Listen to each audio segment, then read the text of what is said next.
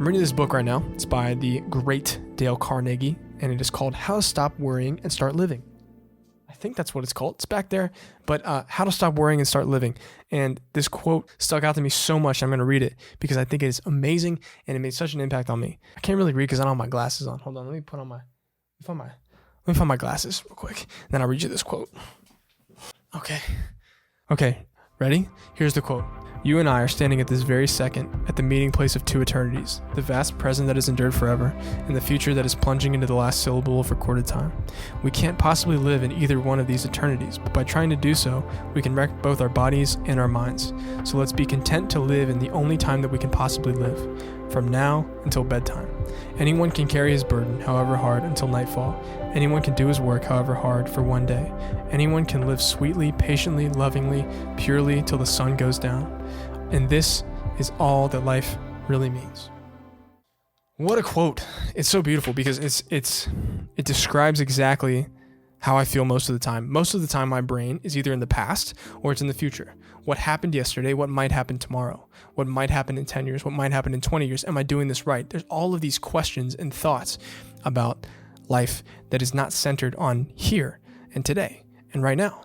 And realizing that the only real time that we ever have is right now. Such a weird thing to say, such a cliche thing to say, but it's so true. Like, all we have is this moment right here. And does that mean not plan for the future?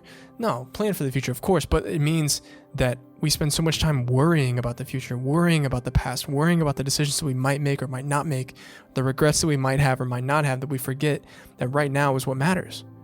We're so focused on what we need to do in 5 years, what we need to do in 10 years, the things that we need to accomplish and blah, blah, blah, that we forget that we are living what we used to pray for. We are living the things in our lives right now that we used to think about. And I don't want to get to the end of my life and realize that I just kept thinking down the road and I forgot to pick my head up and look around and just smell the roses a little bit. So that quote was just impactful to me, and I would really recommend reading the book. I'm still in it, still like chapter 7, so I'm really not that far in, but it is a really impactful book for somebody who worries sometimes and definitely worries about the future, especially with the uncertainty of the world right now. The book also goes through like how to control worry, how to not worry. This book was written in 1930, and I love the fact that it explains people's lives in a way 100 years ago that is so similar to our lives today. And I think that I can fall into the trap of thinking that my problems are unique because of technology, because of social media, because of blah, blah, blah, blah, blah, blah, blah, blah. But in reality, it's the same problems over and over and over throughout history.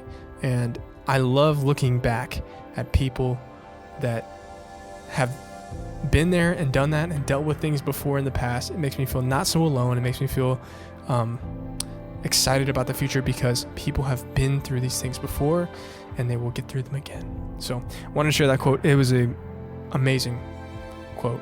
Live for today. You can be happy today.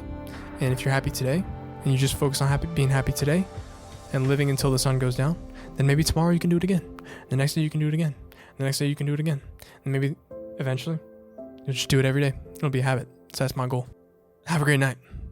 If you're watching this, thanks.